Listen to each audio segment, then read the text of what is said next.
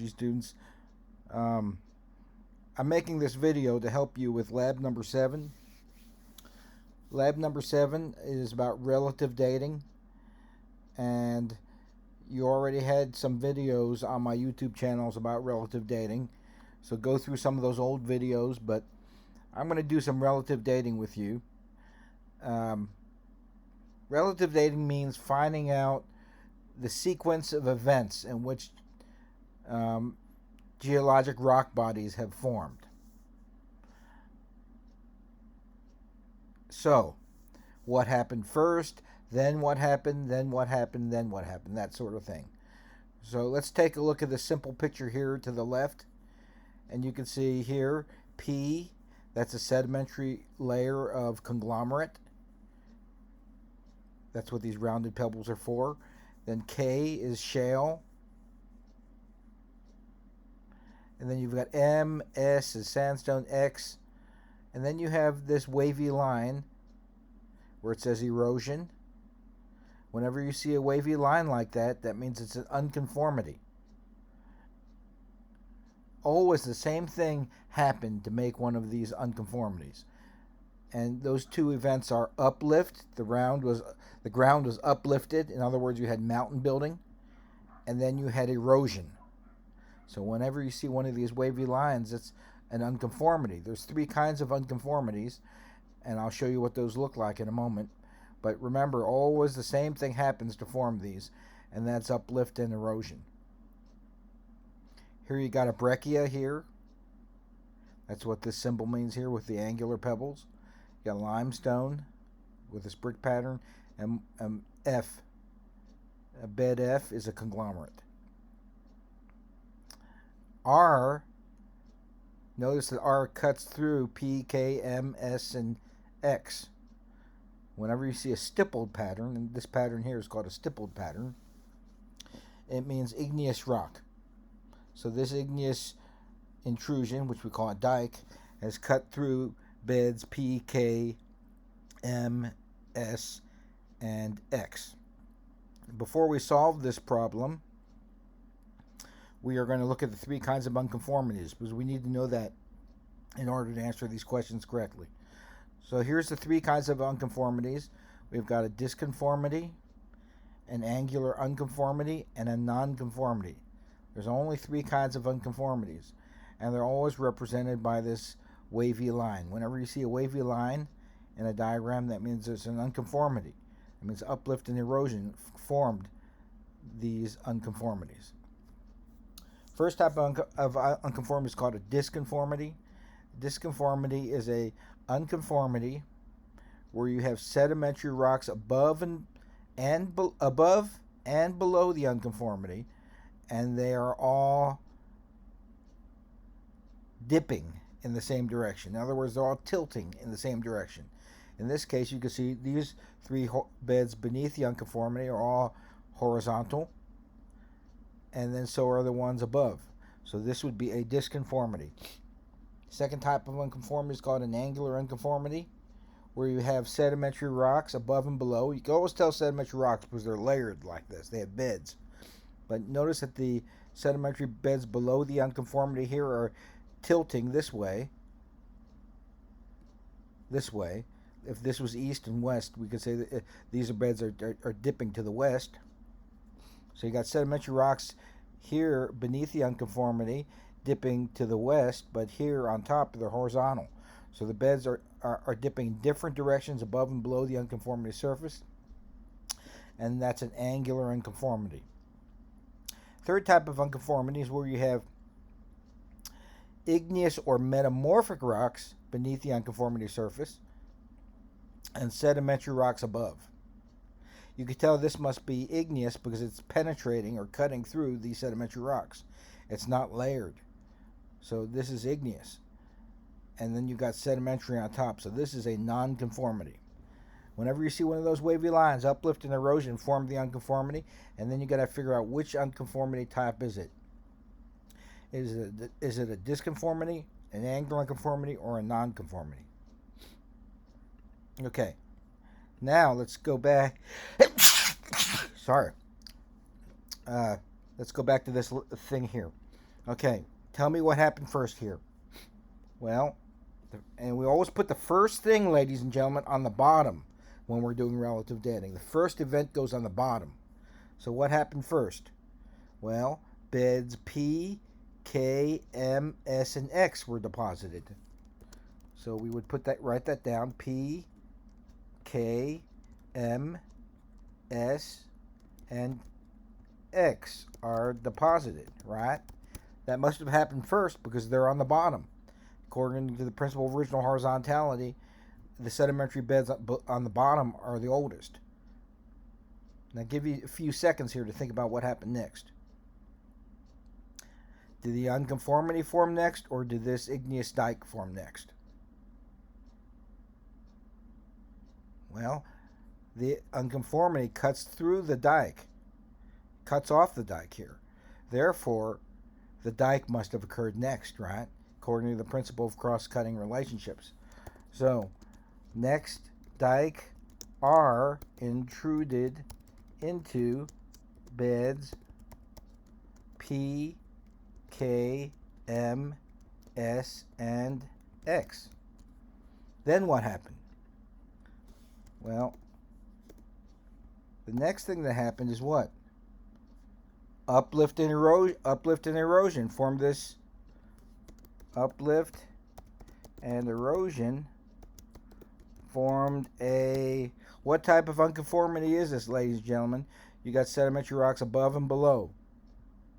Is it an angular unconformity, a nonconformity, or a disconformity?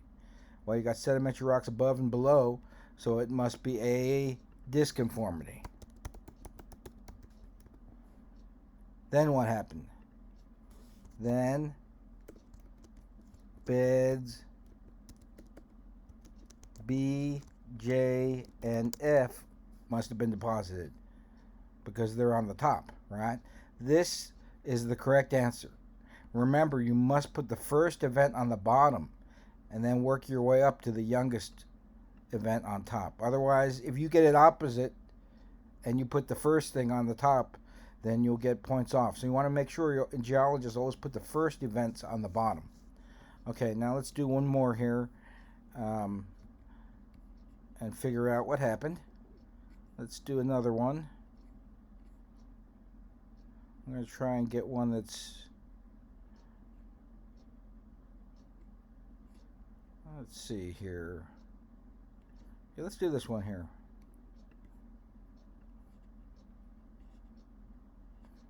How did this thing form? Well, first these beds were deposited, right? And you put that on the bottom. Then what happened? Well, then this fault formed. See this limestone bed here and this limestone bed here? This side moved down and this side moved up. So then the fault cut through all of these beds. Then what happened? Then the igneous dike, number 3, cut through the beds and through the fault. Then what happened?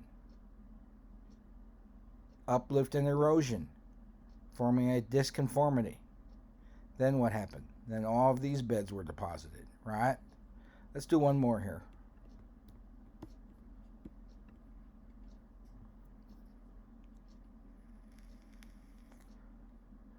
Let's get another one here.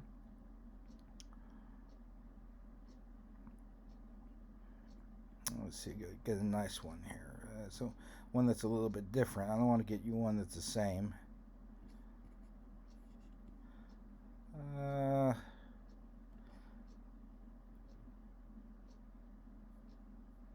Let's do this one here. Tell me what happened first. Holy Mother of God. Let's see. I don't know what that... Oh, God. This... Okay, take a look here. Here, look at these beds here. And this igneous intrusion here. H. There's a fault here. Here's a wavy line that's an unconformity. Okay, now we're gonna try and do these answers here. Tell me what happened first. Well, first beds P, M, I, A, F, G, and C are deposited. So beds P, K, I, A, F, G, and C are deposited. I could tell these are sedimentary because they're layered. Then what happened? What do you think happened next? Take a good close look. Well, what happened next is igneous intrusion H. Intrusion H cuts through beds P, K, I, and A. Then what happened? Then this fault must have occurred. So we have fault E cuts through beds P, K, I, A, F, G, and C. Then what happens? Wavy line. What happens next? Uplift and erosion, right? Uplift and erosion form a what? Well, you got sedimentary rocks above and below because there's layered rocks above and below, but they're dipping in a different direction. So you formed a angular unconformity. Then what happened? Then beds G, N, D, and J are deposited. So beds G, N, D, and J are deposited. Then what happened? Then a river channel. See that river channel? River cuts through beds J and D. There's your answer for this diagram here. There's a chapter in your lab manual showing you how to do relative dating. Try and look through that, and I think you'll be good to go. Let's do one more for two more, just so we make sure we got it. Okay, here's a different situation. We've got bed F, E, and here's an igneous intrusion here. You can see it cuts through these layered sedimentary rocks, and that's called a sill. That's called an igneous sill. Then you got bed C, B, A, and they didn't put a letter on this one, so let's just call this O. What happened first? Well, remember, igneous intrusions cut through sedimentary rocks, but they cool underground, right? So what must have happened was beds F, E, C, B, A, and O are deposited, and then sill D cuts through beds C and E. That would be the correct one for the correct answer for that one. There are no unconformities in this diagram. Here's another one. Tell me what happened here. Well, first bed I was deposited, right? Then H and G. So let's go ahead and write that down. For this diagram, beds I, H, and G are deposited. Then what happened? Well, notice how these beds are folded.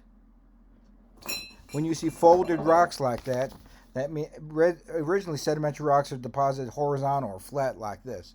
So then they were folded by being pushed together. So we could say the next thing that happened must be beds I, H, and G are folded. Then what happened? Well, notice how you have two things cutting through these sedimentary beds here underneath this unconformity represented by the red line. You have this dike, igneous dike K, and it cuts through the sedimentary beds. And then you have the fault, and notice how the fault cuts through the dike, fault P. Which is older, fault P or dike K, do you think, by looking here? Well, the fault cuts through the dike, so the fault must be younger than the dike, right? So the next thing that must have happened was igneous dike K cuts through beds I, H, and G. So you can't see it cutting through I, but remember this goes down even further under the diagrams. So way down here, the dike would cut through here. So next thing happens is igneous dike K cuts through beds I, H, and G. Then what happens? Then fault P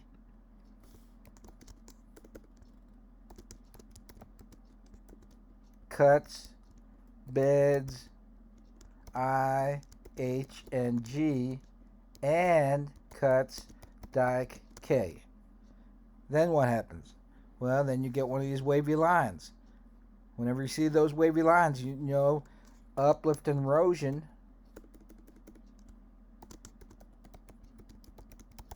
And in this case, you have sedimentary rocks dipping in a different direction above and below. So it forms a angular unconformity. Then what happens? Well, then beds F and E are deposited. This is a hard one, don't worry, but look at this video a couple times and it'll make sense. Beds F and E are deposited. That's what must happen next. Then what happens? Well, the next thing that happens must be this dike J, which cuts through. Dike J cuts through beds I, H, G, F, and E. Right? Then you get what? Another wavy line. So that always means the same thing when you see that wavy line, uplift and erosion. And the rocks, you got sedimentary rocks above and below this unconformity, and they're dipping in different directions. These are dipping like this, and these are dipping like this. So, actually, I forgot one step here. So, dike J cuts through beds. Okay, right here, these beds are tilted, right? They're not horizontal. So, you got to put in one right here, which is beds F and E are tilted.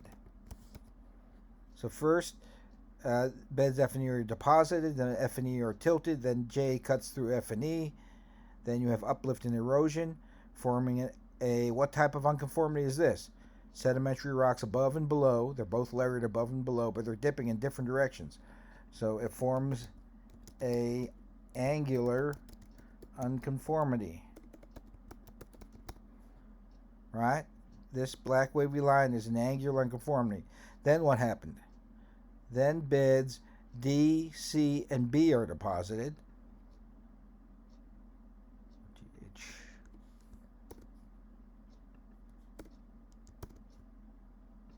Then what happens is beds D, C, and B are deposited.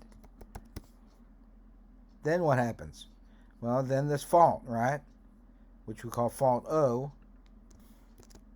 Fault O cuts through everything, basically. Instead of writing it all, I just say fault O cuts through everything here. Then what happens? Uplift and erosion. Forms a what type of unconformity is this one here? Sedimentary rocks above and below, but they're dipping in different directions, right? Not in the same direction. They're horizontal above and below. So this would be forms a disconformity. Okay, how are you going to study for this?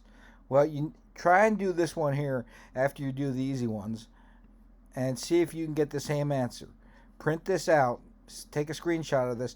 Print this out and see if you can get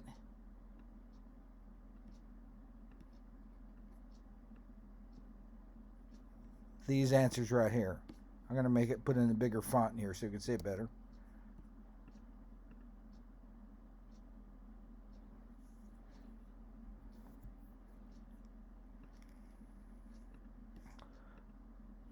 Okay, see, there's your answers. Print this out and don't look at the answers and see if you can get these answers. That's the answer for this one here. Okay, if you have any questions, let me know when you're taking your when you're doing this lab number 7. This is called relative dating.